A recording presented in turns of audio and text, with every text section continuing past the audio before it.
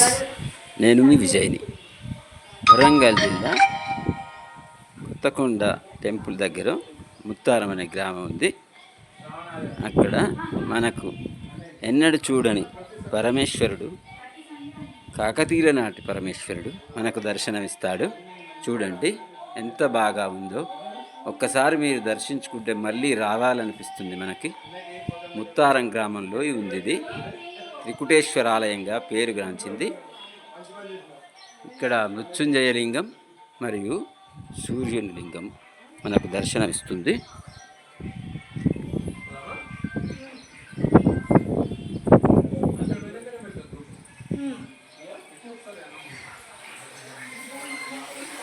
పరమేశ్వరాయ నమః. ఓం నమః శివాయ. ఓం నమః శివాయ.